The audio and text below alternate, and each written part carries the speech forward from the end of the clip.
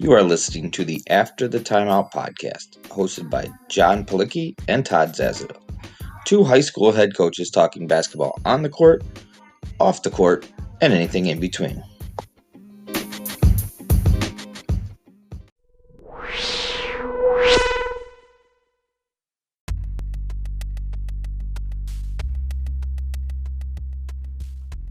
On today's episode of the After the Timeout podcast, we sit down with James Jones, head men's basketball coach at Yale University. Coach Jones discusses speaking to your team about social justice and racial equality, and the overall program culture he has built over his 21 years as the head coach at Yale University. Within the Yale culture, we talk about his coach's development, player development, and winning the first NCAA tournament game in Yale University men's basketball history.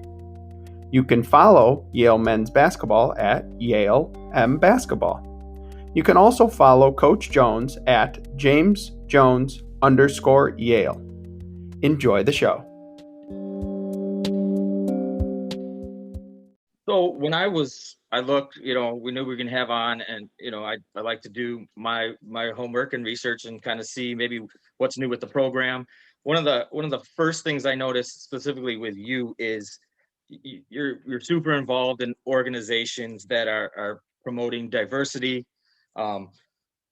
racial equality and knowledge of diversity and racial equality. I want to take it from like talking to your players aspect of it. How do you start those conversations with your players? Because I think that's really important for all coaches when there's tough conversations, whether it be diversity, equality, whatever's going on in the world. How do you start those conversations with your players, and what do you guys do in your program to have those conversations? Well, I think our players, and ever since the George Floyd killing kind of set the tone for the nation, and I believe my guys have a thirst for knowledge to understand and try to make reason of what's going on in our country.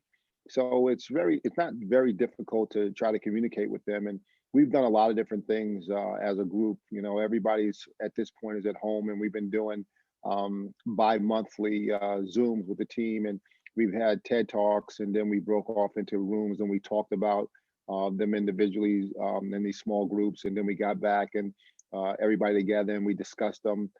We had our guys talk about someone of color in their life that has helped change and shape who they are. So there's a bunch of different things that we've tried to do to try to enhance the knowledge of what's going on, to try to enhance our knowledge so we can understand better what's going on in our country so we can change it. So I guess let's take it, maybe we're both high school coaches, so let's take it down to that high school level. What would be some things you think, especially with high school athletes who are still developing their thoughts and opinions, and a lot of times maybe their opinions are still of those of their parents, right? Because that's all they know. At the high school level, how would you think, or what would you suggest to start some of those conversations with them and start developing that kind of culture? Well, facts matter, so I think one of the biggest problems with our country is that the way we've taught history, it hasn't been a clean history. It's been a history where it's made us comfortable. So just trying to, have young men and young women understand what has really transpired in this country and the reasons why we are where we are. Unless you understand your history, there's no way that you're going to be able to do any better. And like they say, you're doomed to repeat it. So we want to make sure that we get facts to our guys and start talking to them about what it is that has transpired and why we are where we are. As I said, most young people are going to have a thirst for this. And it's my hope and my feeling that the younger generations are going to make our country better. I have to worry about my 15-year-old son driving in a car, and I have to worry about all my players driving a car who are of color. And my hope is for them that they don't have to worry about their kids. Sadly, Rodney King, I believe in high school when that happened in LA, and things haven't changed. So my dad had to worry about me, and I have to worry about my son, and hopefully the next generation, things will be better. It's somebody that my bachelor's degree was in history. As you were saying that, Coach, I was almost like in the background, like, yeah, I agree. It does. It needs to be taught in a multicultural way. So, going into your program and going into, your guys' culture, something I really noticed was that you've had 5 coaches go on to be head coaches that have worked for you, or 5 assistants that have gone on to be head coaches. What do you look for in an assistant? And why do you think so many of your assistants have gone on to be head coaches?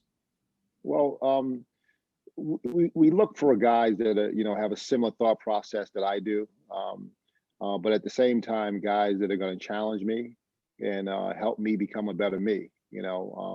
I think that if I had assistant coaches that just said yes to everything that I said or believe, well, we wouldn't get very far. I think that it's through those tough conversations that we have, because we have tough conversations as a staff about how best to utilize our personnel. And I may not take every suggestion that my assistants have, but I listen to every suggestion.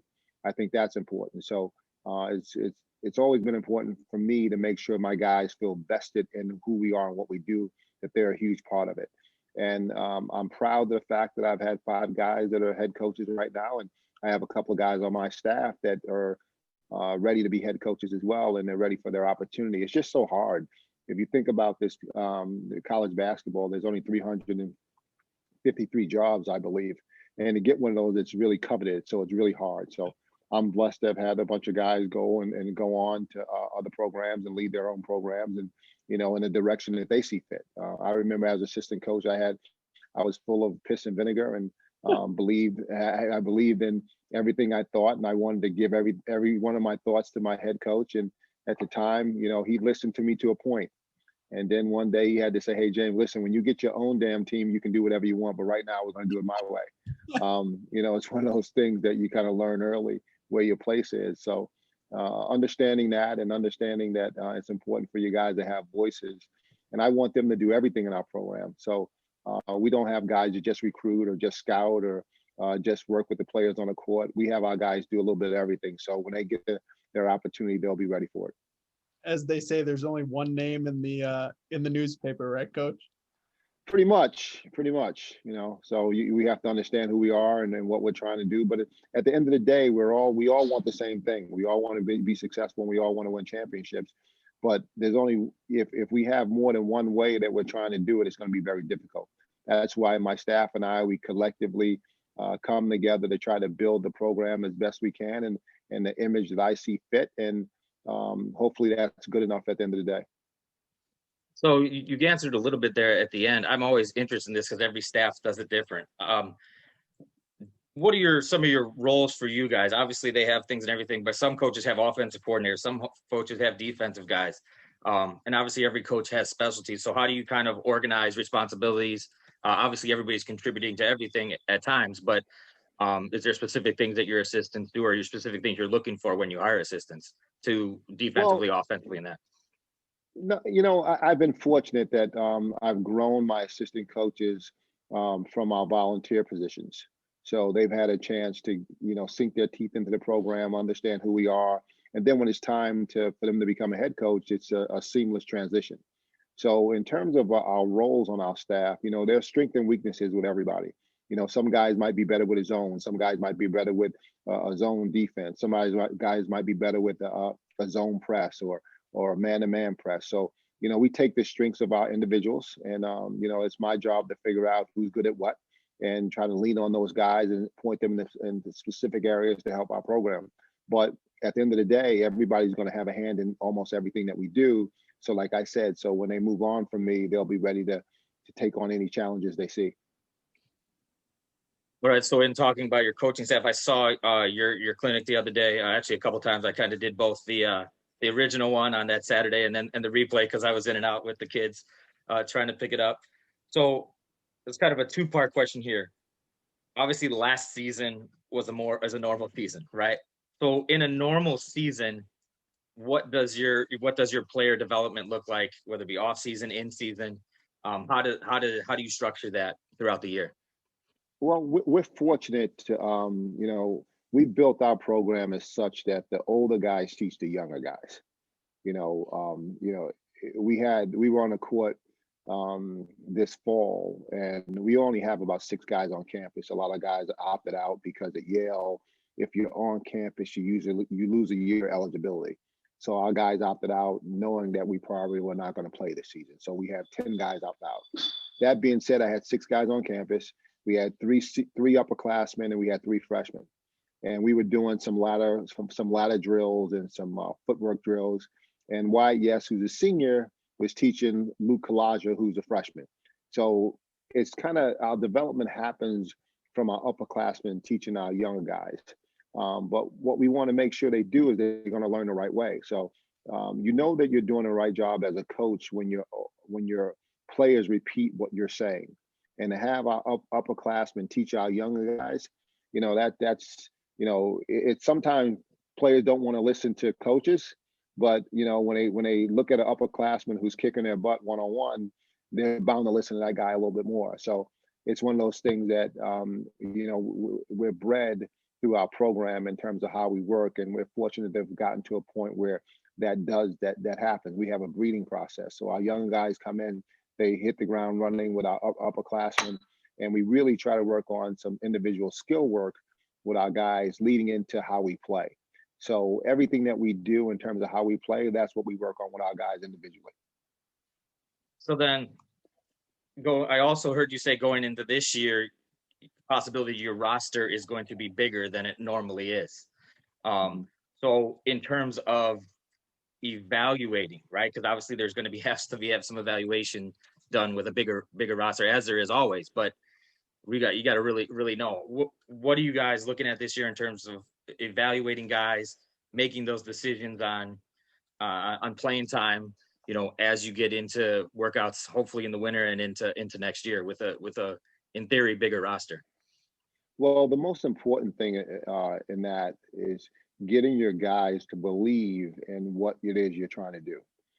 That being said, we're probably going to have 8, maybe a 9-man rotation. So you're going to make sure you don't want to have too many disgruntled employees. So if you have 9 guys that play, and you have a 16 or 17-man roster, that's maybe 8 guys that aren't playing. So, and of the 9 guys that play, 3 or 4 of them aren't playing as much as they want to play. So now you got potentially 12 guys or 10 to 12 guys on your roster that are disgruntled employees. So making sure everybody's buying into winning and everybody's buying into being the best team you can be, regardless of your role, is really the most important thing that we do. Guys, I was watching the game last night, and it was Purdue, and they had a kid who didn't start the second half. And the guy who started for him in the second half had scored 2 baskets or had an and one, and he was the first guy off the bench cheering for him. That's what you want. That's what you need. If that guy's pouting on the bench, like, everybody knows that he didn't start the second half. Everybody knows that. So if he's going to sit and pout on the end of the bench, that's going to be a negative cancer for your team. But if he gets up and he cheers on his teammates, that's when you know you got something special. So that's the most important thing in terms of trying to build your team going forward. Now, in terms of trying to figure out who's going to play what roles and how much guys going to play, sometimes that's going to be difficult, but it's your job as a coach to know who fits in. So you start with your upperclassmen. Those guys are the ones that that have been through it, the guys, you have some proven commodities, and then you're really trying to go through practice to find out if any of those younger guys are going to help you. And, as I have watched all our games from the last couple of years, I see that I have played so many more guys in our preseason before we get to our league. So I may play 12 guys in a game just to throw guys out there to see what they look like, to give them a bone to see if they can help you. And then by the time we get in our league, we're down to that, 7, 8, 9-man rotation going into our league. And that's what really is going to matter. But hopefully by that time, we will have made those decisions, and guys are going to trust in what the decisions that the coaches make, and all get on the same page to try to win games. So I guess maybe it turned into a 3-part question then. I kind of always interested in how the recruiting rules and the eligibility rules are changing. Obviously, your guys only stay for 4, but how are you anticipating affecting you? There's an effect down the road, right? It's kind of snowballs. Yeah. How are you expecting the recruiting to be affected based on what you have going on this year and down the road with your guys and eligibility? Well, it just goes to roster size, right? It's just, trying to figure out our roster size and get it right so we don't have too many disgruntled employees. So we have to be able to make decisions and make the right choices of guys that we want to select. You know, if you're only playing, you know, you only play 5 guys at a time, how many guys do you really need? You know, you don't need a 20-man roster to figure out which 5 guys you want to play. So, you know, we feel like we've done a really good job at finding guys that can really help us win. And now it's our job to find out the best mix of those guys to put in games to play together. So let's go to 2016. You've been at Yale for about 20 years at that point. You're in the NCAA tournament. You're playing Baylor. It's a tight game. It's a close game. And after the game, in the handshake line, the calmest person in that stadium was Coach Jones. So, you know, what was going through your head at that time? That was 20 years of work that you put in to get that first NCAA tournament victory. Well, I wasn't as calm when I got to the locker room. I tell you that much.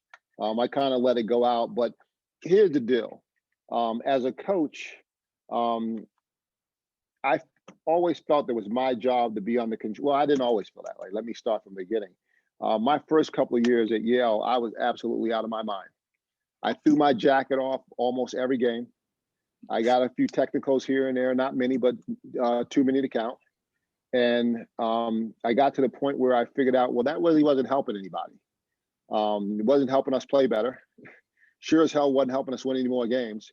So me being out of control didn't help. So for me, being calm and being able to, you know, try to figure out, like, just think about the equations that go on in my head through the course of a game, who to play, what defense to play, when to change up, when to do X, Y, or Z. So it's hard for me to be able to do that if I'm going crazy, jumping up and down. So being calm is really important for me because now if I'm calm and under control, that's what I want to show to my kids, so they play that way. If I'm going up and crazy, I kind of give them carte blanche to do the same, and that's obviously not what you want. You want them under control and figuring out what it is they need to do and be able to think through it. So that's kind of the way that's the way I've handled myself the last probably 15 years or so, and it's done me well. And you know, I think back upon after winning that game, I think I was a little too excited in the locker room. You gave you guys the feeling that it was over, and if I had to do it all over again, I would have been calmer in the locker room and just talking more about the next game against Duke, because we really didn't play well in that first half. We got down by 23 and we came back, and you know, it was a 3-point game with 40 seconds to go. You know, so we had a great charge in the second half. But if we would have played a little better in the first half, we were a little bit under control, we were a little bit more ready for that situation, we could have won that game as well. So, you know, as I was thinking about, as I was walking off the floor after beating Baylor, I was just thinking how incredible it was. But I expected to win the game. You know, I expected, that team was so good and we had played so well all season long. My expectation was that we were going to win that game. You know, the thing I found interesting too, and then I had heard you talk in a clinic in the spring, was, you know, the first thing you talked about in that post game was about rebounding. And then Yeah. I listened to that clinic where I learned so much that I've talked to my staff and Todd and so many people just about your ideas about rebounding. So just kind of take me through the importance of rebounding in your program, because to win the NCAA tournament game, the first thing you talk about rebounding, that's definitely something important to you. Yeah, well, like, so, and you don't get enough credit because of the uniform name that we wear, right? We led the nation in rebounding in 2016. We got a higher percentage of offensive and defensive rebounds than any other team in the country. I believe that Baylor was first in the country in offensive rebounding, and we were fifth in the country.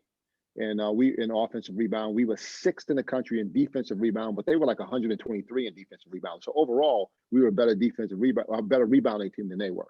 And rebounding the ball is just more possessions. It's like taking away a turnover. So if you get a chance to shoot it, it just gives you more opportunities to make shots and put points on the board. And obviously, it's less opportunities for the other team if they're one and done. So that's something that I've always hung my hat on, and it's something that everybody can do. And if you team rebound, you have a chance to be successful. You can't put it on one or two guys. It has to be on 1 through 5 or 1 through 9 or 10, whoever, how many guys you play a game. It has to be on everybody to put your nose in there and get a little dirty now, push and shove a little bit, because that's what it takes to be a really good defense, a really good rebounding team. And like I said, it's more possessions for us, less possessions for the other team, and gives you a much better chance to win. Well, now I'm playing this for my team, just so you know. I'm playing that soundbite right there. Good stuff. So that kind of ties into a little bit of X's and O's. I will, and that's part of your offensive defensive culture. That's one thing. I wanted to kind of strip away all the fluff, right? All the false motion, all these sets. What are the 2 or 3 things of your program, if we walk into the gym, offensive, defense, that we know we can see right away, right? 2 or 3 habits, 2 or 3 big points of emphasis that you guys have, offensively or defensively, that build that culture and build your program to what you guys want to do. Well, I tell you what, one of the best compliments I ever received, I'll give you 2 compliments. First one came from Brad Stevens. We had one of my players work out with the Celtics. They needed somebody to work out before the draft, and Javier Duran, who was our point guard, had a great senior year. They asked him to come up and work out with them. And after the workout, Brad and I were in their strength room, and he was like, "Listen, man, I really love your guy. His fundamentals are great." And watching him work out, they were doing all the things that we do defensively. So if you walk into a gym for us, one of the biggest things for us is closing out. Being able to close out with your hands high. Like if you were to come to my practice, you would hear the words high hands 50 times, 100 times, out of myself and Coach Kingsley. That's kind of like our thing. High hands, high hands, high hands. Like, don't have your hands down. You hear Mark Jackson say it all the time, hands down, man down. Like, that's really important. It deters shots. But even a greater part of that is your footwork in how you close out, pushing the ball sideline, baseline, keeping it out of the middle of the floor, containing the basketball, because dribble penetration is going to kill every defense. If people can get to the middle of the floor, that's going to kill you. The way to stop that is your closeouts, which helps with less help defense, because the more you have to help, the more you bend, the easier you are to break. So defensively, our closeouts and our helps defense, stunning gaps and keeping people out of the middle of the floor, that's one of the things that we try to do defensively, and that you'll see that in our practice. And then offensively, we love to get post touches. We love our post guys to touch the ball in the box, because again, that's going to bend the defense. It's going to get everybody looking one way, and then we have cutters can move. And again, our whole philosophy with offense, we want to bend you so we can break it. And again, defensively, we don't want to bend so we break. So again, it's just a two-way street of how we try to work it. But those are a couple of things that we try to do on both sides of the ball. What about just as a quick, interesting follow-up, offensively, do you stress more in transition? Do you stress more low turnover execution in the half court? What are some things you stress offensively? Well, it's interesting because in 2018, when we won the championship, we were really high scoring. We were like one of the fastest teams in the country in terms of how we played our tempo. And this last year we were slower because our personnel dictated it. It's one of those things that I won't dictate a lot that way. I'll let it kind of work itself out with our team. I kind of trust our players and give them confidence to be the best that they are. I think that as a coach, the best thing that I do is to give confidence to my guys so they can be the best they can be. And so we give them rope, and so they can, get to the point where they can feel comfortable and feel really good about themselves.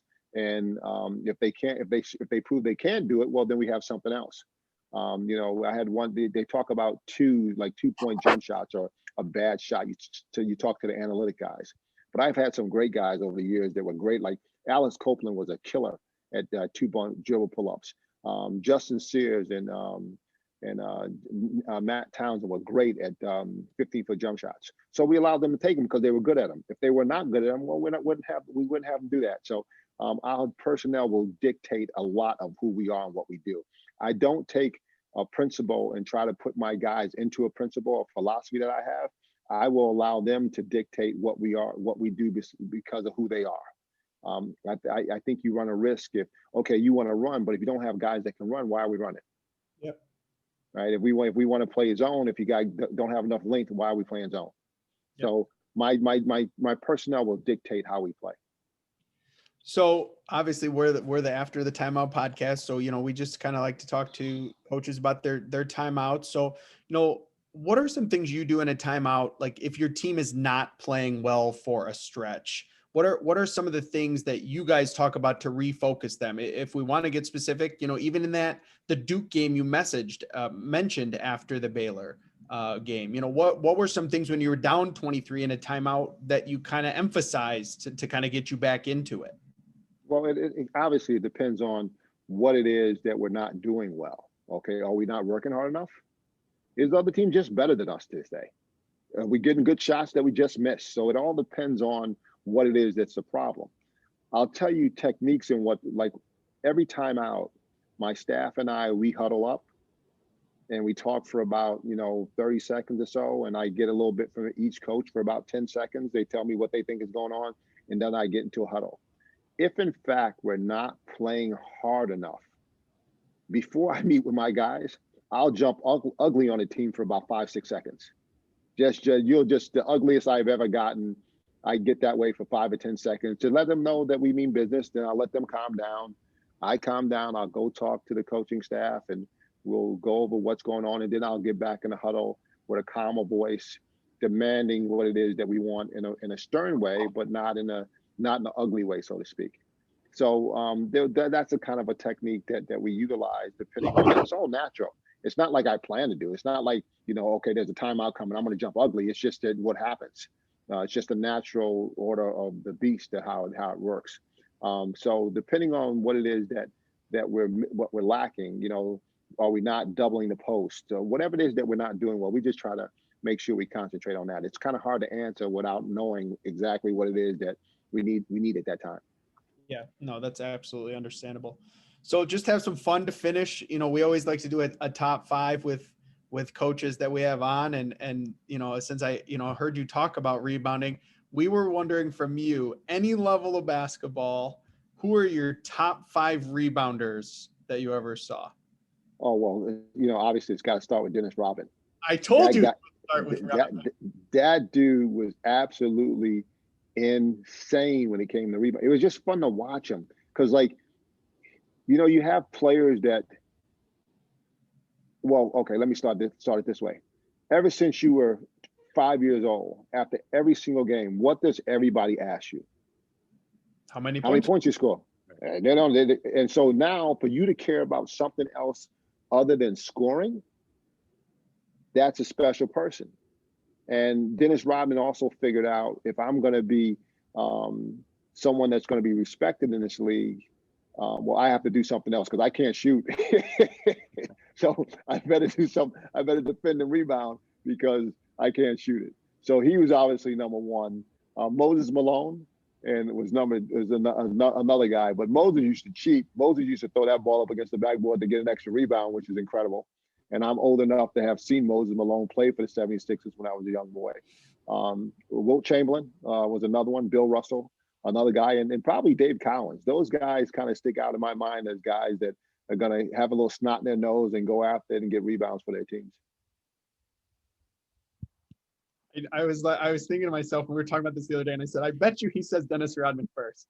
Yeah, so. Well, you think about the era, right? I grew up with the Michael Jordan era, and I saw that, and when and you'll see clips of Dennis Rodman that are just absolutely incredible. I mean, it's just absolutely incredible. And there's a clip, and I believe it's the Duke game, but I'm not sure. It could be the Baylor game, where one of my players, Anthony Dyer, misses a 3-point shot. Justin Sears knocks through 3 guys, gets an offensive rebound, throws it back out to Anthony Dyer, but he's right around the free throw line after he throws the ball out. Dyer gets it and loads up for another 3-point shot, and Justin turns and sprints right back to the rim to get another offensive rebound. And it actually went in, but that's why you win, because he's chasing the ball all the time. because that's what we do. Like that's who we are. And that's just a special skill to have, and not many basketball players have it. Well, Coach, we dearly appreciate you joining us today. We were both very excited to have you on. We both listened to you in many clinics and heard you speak, and have both been fans of Yale basketball for a while. So we really do appreciate you joining us today. Hey, guys, thank you very much. Good to see you, Todd, John. You guys take care. And anything else I can help you with, feel free to hit me up. Thanks, Thank Coach. you very much. Happy New Year. Happy New Year, boys. Be good.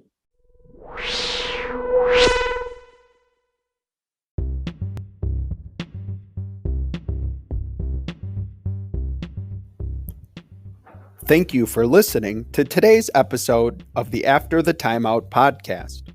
For more information and upcoming episodes, follow us on Twitter at After the Timeout.